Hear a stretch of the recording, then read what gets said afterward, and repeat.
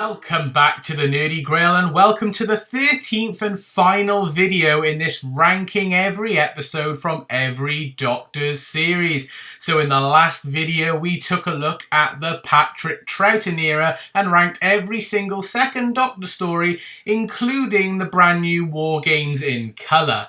However, in today's video we are obviously going to finish our series looking at the William Hartnell era and ranking every single First Doctor story. Now, similar to what I did in the Patrick Troughton video, I will have a column for lost stories because there are still a few William Hartnell stories that are lost, and so I won't be able to fully rank them. But also, we did get a Doctor Who in colour variant of an episode, that being the Daleks in colour, and so that will also be included on this ranking list. So how this works is I do it in a tier list format and I do it based on my own personal opinion and personal enjoyment of the episodes. Your list will probably vastly be different to mine, and that is perfectly okay. We did start off with the 15th Doctor, played by Ncuti Gatwa, and worked our way down to where we are now with William Hartnell. So, without any further ado, let's finish off this series in style and have a little look at ranking every single First Doctor story. Okay then, and here we are. This is my tier list ranking every First Doctor story from an unearthly child all the way to the 10th planet. And as you can see, I have included the Daleks in colour. And as you can see from last time, we do have a lost story category. So this will be for stories that I haven't been able to see because they are still technically lost stories and we're still waiting for them to be animated or reconstructed in some way, shape or form so that we can watch them properly. So top of the shop, we've got As It Happens, I Am the Doctor, the original you might say. Then in the good stories, we've got One Day I Shall Come Back. Yes, I shall come back. Until then, there must be no regrets, no tears, no anxieties. Just go forward in all your beliefs and prove to me that I am not mistaken in mine. So then in the okay category, we have got All Right, Of Course I'm All Right, My Child. You know, I'm so constantly outwitting the opposition, I tend to forget the delights and satisfactions of the arts, the gentle art of fisticuffs. And then in the bad stroke terrible category, we've got Your Ideas Are Too Narrow, Too Crippled, I Am a Citizen of the Universe, and a Gentleman to Boot. So, without any further ado, let's start with An Unearthly Child, which is, you know, I'm going to put this in okay. Now, straight away, you're probably thinking, what? Oh my goodness, the very first episode of Doctor Who in only okay? And that is because it is literally a story of two halves. The first part of the story, part one, is absolutely fantastic and one of the best openings to a show ever, with the intensity, with the mystery. It is really good at introducing you to your core characters of the Doctor, Susan, Ian and Barbara. It is done brilliantly. We don't know a lot about the Doctor. The Doctor is actually almost more of an antagonist because he ends up kidnapping Ian and Barbara more or less as well. And I think that is really, really good and sets up a good mystery, you know, the title being Doctor Who, you know, and it's done really well. The reveal of the TARDIS is great. You know, Susan not being quite what we would expect. It's all done really well. But then it falls apart in parts 2 to 4, where it is just basically the Doctor, Ian and Barbara and Susan, you know, going back in time and, you know, teaching all the cave people about fire and this, that and the other, which is, you know, good for like an educational standpoint because Doctor Who initially was supposed to be an educational program. But it is a little bit boring. And obviously when you think of the Doctor nowadays and how he acts, the Doctor does do some very questionable things in this story. And it is a very slow-paced story. For a 4-parter, it really feels like it's longer. So in my opinion, I'm not a huge fan of the rest, which is why it's okay, is because part 1 saves it.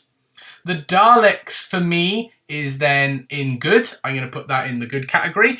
Because the only thing that I don't like about the Daleks is it's a little bit too long.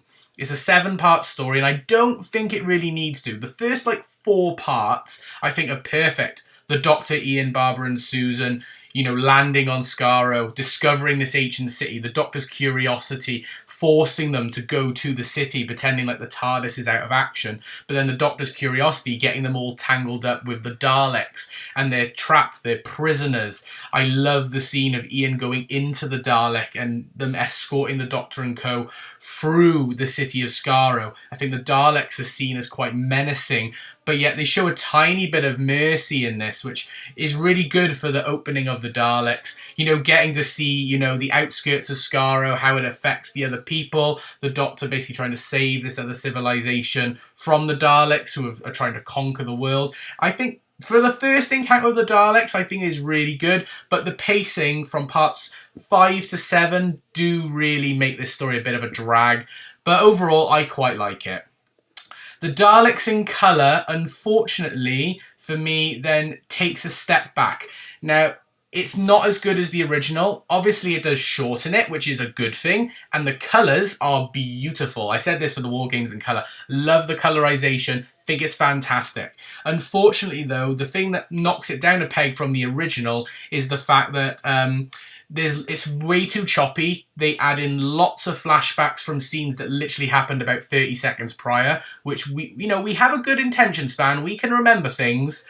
And also in one of my favourite scenes, they dial up the music so loud that you cannot hear half the conversations that's going on. And that really frustrates me. And it happens in one of my favourite scenes in the story, Ian being inside the Dalek, pretending to be the Dalek. I just don't like it. So unfortunately for me, yeah, it's not as good. The Edge of Destruction, for me anyway, I think is a good story. It's just a short little 2-part story. The Doctor and co trapped in the TARDIS, something's going on. There's a mystery that's causing them all to go a bit crazy. They're turning on each other, because they're still strangers to each other for the most part. And it's played off really, really well. You get to see more of the TARDIS, how the TARDIS works, and I quite like it. And it's just a simple fix at the end, really. That I believe there was a button that was like stuck, pressed down, that actually was what was causing all the stuff to go wrong in the TARDIS. So something very simple, but you get to learn a lot about the characters and how they don't trust each other and how they have to learn to trust each other. I think it's done really, really well. I like it, and I think it's just a fun little 2-parter to end like a trilogy of stories from An Earthly Child, the Daleks, and the Edge of Destruction. Marco Polo is unfortunately a lost story. I do happen to have the vinyl though, which I have listened to a bit of the vinyl, and it is really, really good. But unfortunately for me, I'm more of a visual person. I love Big Finish, don't get me wrong, but I feel like when it comes to an actual story like this, I need to see it more, and obviously I haven't quite finished the vinyl yet, but yeah, it is a lost story, but I really want this story to be found because I'd love to be able to rank it. If I was to rank it based on what I've heard and listened to so far, I'd say it's probably between okay and good because, yeah, there is stuff that's really, really good. It's another 7-parter, which is a bit of a curse of the Hartnell era that they are a bit long, but, so hopefully one day we will get the Marco Polo story in order for me to rank it properly. The Keys of Marinus is one of those like adventure style stories.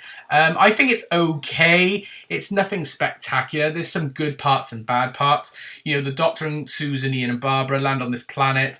There's this device which is powered by these keys, and the Doctor is sent off in order to find the keys for this machine and bring them back. And they travel to different locations, like there's a snowy landscape, there's a city, there's a jungle, there's all sorts. And there's like different mini adventures all through the story. And to start with, it's really good. Some of the stories are really interesting. The Doctor and co landing on this little planet where they think everything's beautiful, but actually it's not. And it's almost like a perception filters over them and they can't see the bad stuff. They go to this screaming jungle. They go to these Himalayan mountains where Susan and Barbara are kidnapped and they got to save them. They go to this cityscape where Stephen's put on trial, which they stick around for a lot longer than they should have.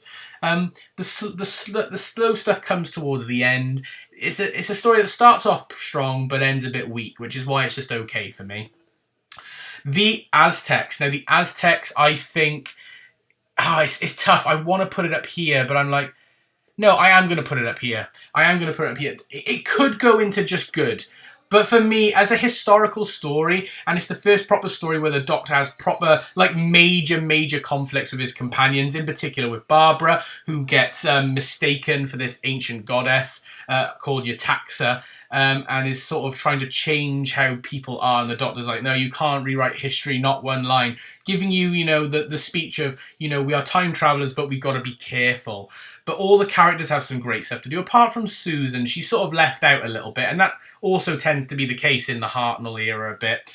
But Ian is a gladiator having to fight for survival. You know, obviously Barbara is this incarnation of this goddess. And the Doctor is sort of an elderly man who's walking around getting to enjoy the peaceful landscape and inadvertently gets married. which is really interesting and really funny. All the characters are good, the pacing is good, and I love the speeches in this story. I think it is a fantastic episode. The Sensorites, for me, again, is okay. It's an okay story, but it has the curse of being a bit too long, for my opinion. The Sensorite design is great. The Sensphere is really good. I like it in the first, I think it's 2 parts. They're trapped up on a spaceship, and it's very eerie. The lot from the TARDIS gets taken away by the Sensorites because they think that they've invaded their space and they're going to steal their resources and tell everyone about them, so they're keeping them all hostage. But then they get sent down to the planet and get caught up in this whole political debate that's going on. and a shift in powers going on between like the first and second and all in command. Like I said, it's really interesting, but it's just a bit slow and drags towards the end. But yeah, so I'm not a huge fan. This is going to be the first one where I think it might be a bit controversial. The Reign of Terror is going in here. Now before anyone comes at me, I know. It's just that this is a personal one for me. I just cannot click with the Reign of Terror. Even though I am putting it in bad or terrible, that's just for me. In terms of like the plot line and stuff, I can't really criticize it too much. It is a fairly decent story in that regard, and I see what they're trying to do. But just for me, I struggle to sit through it. And they've animated 2 parts, because I think it's parts 4 and 5 are the ones that's lost. I might be mistaken there, but I think it is. So the animation's lovely, don't get me wrong. I think it's beautiful, but I'm just not a huge fan of the Reign of Terror. It just doesn't stick well with me. And out of the whole series, it's the one that I've rewatched the least. Planet of Giants, again, is just okay. It's a short 3-part story, although I think originally it was meant to be a 4-part story. I might be mistaken there again as well. But, you know, it's like Honey, I Shrunk the Kids. So they leave the TARDIS doors open during dematerialization or whatever, and it causes then the crew to shrink, and so they're in a garden and everything's big, you know, the grass is tall, there's cats, you know, they're in a sinkhole, there's everything's going on, and there's like this little murder conspiracy or something going on in the background, and the Doctor and co are just trying to find their way back to the TARDIS and sort out this problem that they've got. So it's just okay, but it's nothing spectacular, if I'm honest. The Dalek Invasion of Earth, for me, is going up here. It's my favourite Dalek story of the Hartnell era. Obviously, we're still waiting on the Daleks Master Plan, so I can't say that it will stay that way. But for now, the Dalek Invasion of Earth is my favourite Dalek story. I think 6 parts is kind of right for this story, because there is a lot of stories to tell. I love the slight redesign they've got for the Daleks. They've got these big like dishes on their backs, and their little bumper bits at the bottom are really thick. You know, it's to adapt to the environment that they're living in. You've got different variations of Daleks as well. You've got like Robo-Men as well, which I think are really cool, and they do that in the Peter Cushing ones as well. This is also obviously the departure of Susan Foreman, which has one of the best speeches ever, which is this speech right here, the "One Day I Shall Come Back" speech, which obviously if you've seen season 2 with Shooty, she does come back in like, which is, it's led to nothing at the moment, so I'm really annoyed. But yeah, I think it's a fantastic story. I think it's really good. I love the chase where Susan... is it Susan? I can't remember if it's Susan. I know Barbara's doing it. It might be Susan, Barbara, and then this professor guy who's in a wheelchair. They're running through London, escaping the Daleks, and the Daleks are chasing them down, and they're trying to avoid them and detection and stuff. I think it's done really well. I love it. Great fun story. The Rescue, for me, like the Edge of Destruction, is a fun, quite nice little 2-part story introducing a new companion. It introduces us to Vicky, who if you want to know what my favourite TARDIS team for the first Doctor is, it's Vicky, Ian and Barbara. They're my favourite trio with Hartnell. Susan's great, don't get me wrong, but I love Vicky.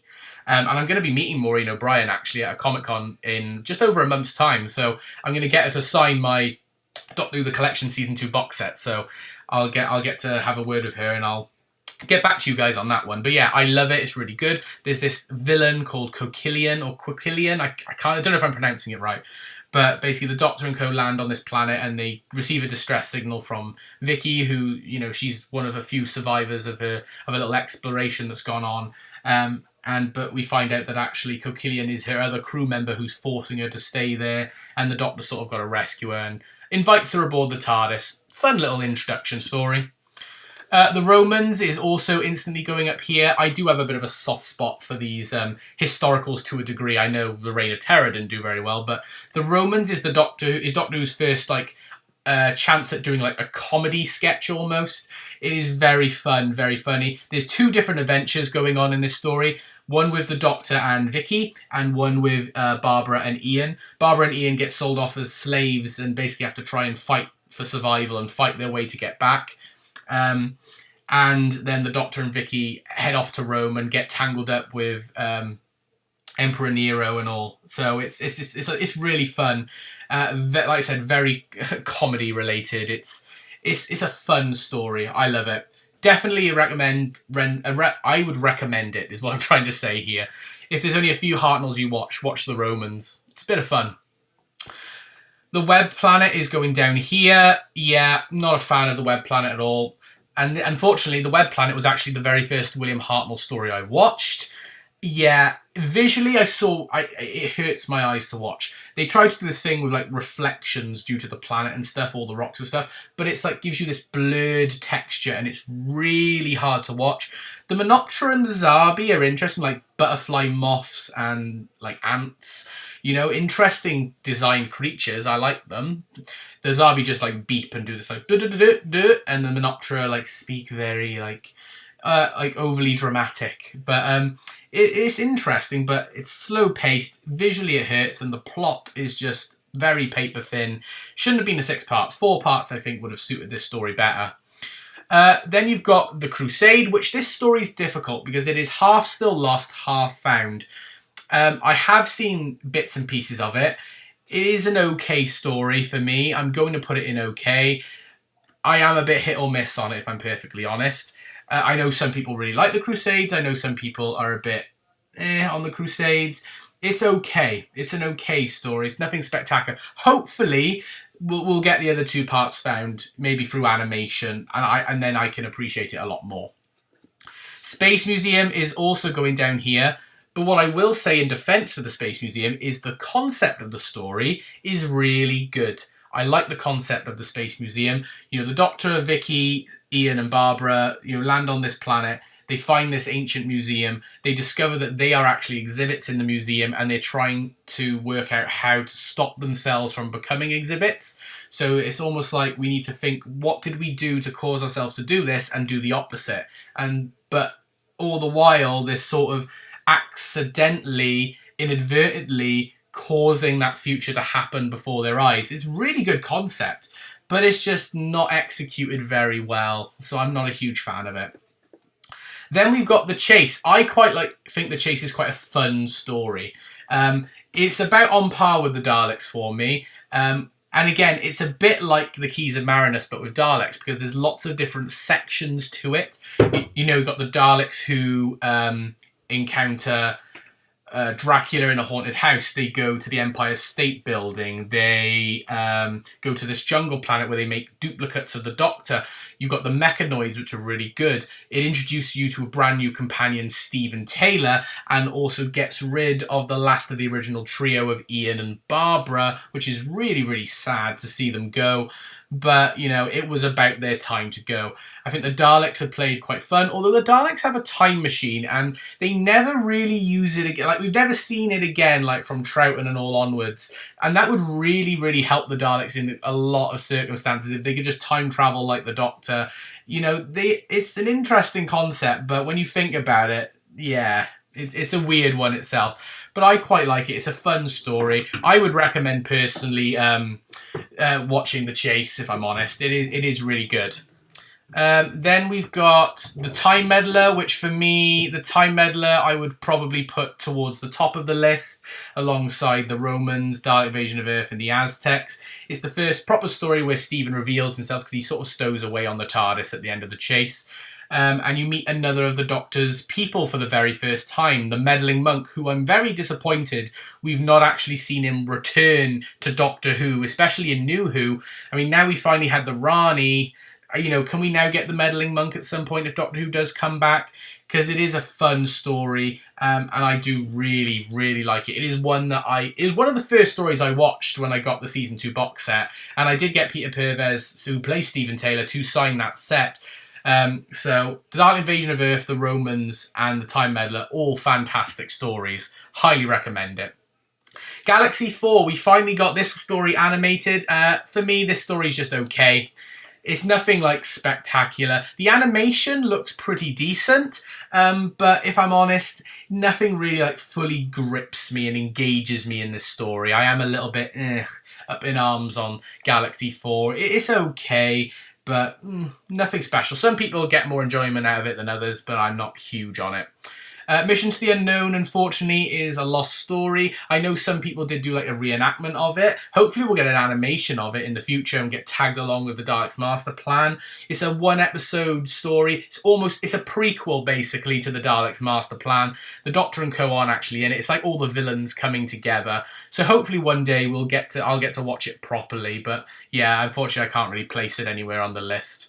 Same with the Myth Makers, unfortunately, which is disappointing because this is the last story for Vicky. Vicky does leave the TARDIS team in this story. Season 3 has a lot of change in personnel for the Doctor. He loses Vicky, he loses Stephen, he gains Dodo, he loses Dodo, he gains Ben and Polly. There's a vast difference in the TARDIS teams. He gets stuff like people like Katarina and all as well.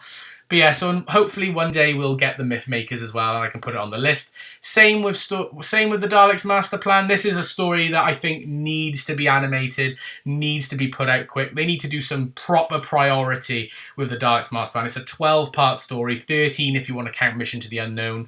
We need to get this story. We only have like 3 parts that exist via the Lost in Time box set, which I have checked out those parts. They are fun. We do see the return of the meddling monk as well. This story does feature the death of Katarina and Zara, 2 companions. Katarina's considered more of a companion than Zara. But yeah, so I really want to see this story. And like I said with the Dalek Invasion of Earth, this could be my favourite Dalek story, but at the moment it goes to the Dalek Invasion of Earth. The Massacre, again, another lost story. Season 3 has a lot of lost stories in it, unfortunately. This was the season that got hit the most. I would like to see this one. This also introduces us to Dodo Chaplet, who is everybody's favourite companion from the Hartnell era. I'm obviously being sarcastic, and it's unfortunate, because I think Dodo had potential, but she just never really showed it enough. But yeah, so hopefully, again, this also is a doppelganger story. So William Hartnell plays 2 different parts. He plays a villain and obviously the Doctor at the same time. So I really want to see that, because you know what I'm like with doppelganger stories. I adore them, like Enemy of the World, like Meglos, like Black Orchid with Nyssa. Love that sort of stuff. Then you've got the Ark, which unfortunately for me is bad. I'm not a fan of the Ark. I used to really like it. This is a story of 2 parts. The first 2 parts, basically you got these creatures called the Monoids, who are like the slaves of these people on this colony. And Dodo's got a cold and basically ends up infecting the crew, which, I mean, as a result, it then once they finally cure that, they vanish at the end of part 2 in the TARDIS and then land again, but it's in the far future where the Monoids have now taken over due to the events of the first 2 parts. And so the Monoids who couldn't speak before and very meek and feeble are now stronger, can talk, and have now enslaved humanity. So I think the concept's great, execution not so great. The Celestial Toymaker. Now, this is more of a personal one for me. I actually really enjoyed watching the Celestial Toymaker. Especially in the animation. The animation is one of the strangest animations ever. Will I say it's the strongest? No. But I think the weird quirkiness of it really matches this story in particular because of all the stuff that goes on in this story. I think the Toymaker is sinister. The Doctor's not in it for most of the time because obviously, you know, due to Hartnell starting to get ill and this, that and the other, he's invisible for most of it. But I do like the quirkiness of this story. And obviously, we got the return of the Toymaker in the giggle. But yeah, fantastic story in my personal opinion. It's not to everyone's taste, I'll get that, but I quite enjoy it. The Gunfighters, I think, is okay. You know, this is, again, a bit of a weird one. It's also a story that features, like, musical accomplishment in the background. You know, so, like, when they change scenes, not every scene, but most scenes, they do a little ballad. And it's quite interesting, actually. And it's great hearing also Stephen Taylor, Peter Purves, singing that particular ballad as the cliffhanger to part 1, which I think is really, really cool. It's like a wild Western style story where the Doctor gets like mistaken for this like gunslinger guy who's called Doc Holliday, who's actually hiding out in town himself as a dentist because the Doctor's got a toothache after eating a sweet from the Toymaker in the previous story that like hurts his tooth. Really weird like crossover between stories. But yeah, it's quite a fun little story if I'm perfectly honest. Then we got the Savages. Again, I think this one's just okay, if I'm perfectly honest. It's not... it's one of the most recent animations we got. It's Stephen Taylor's last story. The animation is okay. It's not the strongest. It's a bit weird at times. Very repetitive. The locations are a bit... you know, visually there's not an awful lot to look at. The plot's a bit thin for me. And Stephen's reasons for staying can be justified, but they're also a little bit up in arms as well. So, yeah, not really huge on it. It's okay, don't get me wrong, but nothing spectacular. The War Machines. Anyone who knows me knows I adore the War Machines. I think the War Machines is my favourite William Hartnell story of all time. It's the departure story for Dodo, the introduction story for Ben and Polly. It's the first story in Doctor Who since An Earthly Child at this point that's set on modern day Earth. It's also, in my opinion, a prototype for UNIT because the Doctor has to work with the army to deal with an issue that's going on. It's really, really good. And the War Machines as a threat are done really well. You generally could pick John Pertwee up and put him in this story and it would work. And replace the soldiers with actual UNIT like the Brigadier and stuff, and it would feel right. I love that the villain Wotan calls the Doctor Doctor Who. I think Dodo is done dirty in this story because she's possessed for the first 2 parts and then vanishes and doesn't really get a proper goodbye to the Doctor, but that's just sort of how the treatment of Dodo was in her era. I think Ben and Polly are at their best in this story as well, especially Polly. I think Polly's great. Yeah. Again, another story to recommend. If you watch watch The War Machines. It's really, really fun. The Smugglers is a lost story, so again, I can't really talk about it in too much detail, but I'm hoping that we're going to get this one animated. I heard rumours a while ago that this one was one of the ones in the pipeline to get animated so they could release like a Doctor Who The Collection Season 4, because The Smugglers is actually the start of Season 4. Despite Season 4 mostly being a Troughton season, it does start with William Hartnell. So hopefully one day we will get that. And then finally, the 10th planet is going up here. I adore the 10th planet. Look, you know me, the Cybermen are my second favourite villains. Tiny bit of bias, but also I adore the Mondasian Cybermen. I think they are my favourite Cybermen because they're the most human, and that's the point. It's supposed to be scary for us because this is what we could become. You know, William Hartnell's out of action for most of this because obviously he was being written out of the show due to, you know, his decaying health at the time, which was really unfortunate. He didn't want to go.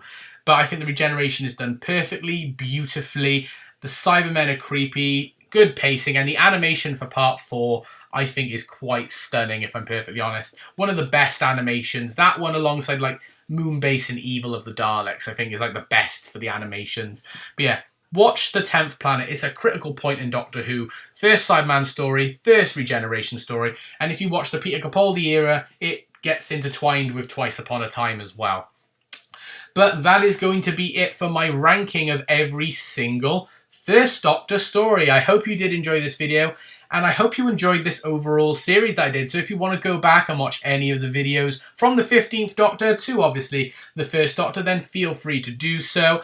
This won't be the end in terms of ranking stuff on the channel for Doctor Who. I've got plenty more series and ideas in the pipeline for the future. So sit back and get ready for those when they come up. But this is going to be it for now. If you enjoyed this video, please like it by giving it a thumbs up and comment down below your thoughts on the First Doctor era, and subscribe if you are new. But for now, this is the Nerdy Grail signing off. I hope you've had an amazing day, and I will see you all next time. Bye for now, everyone.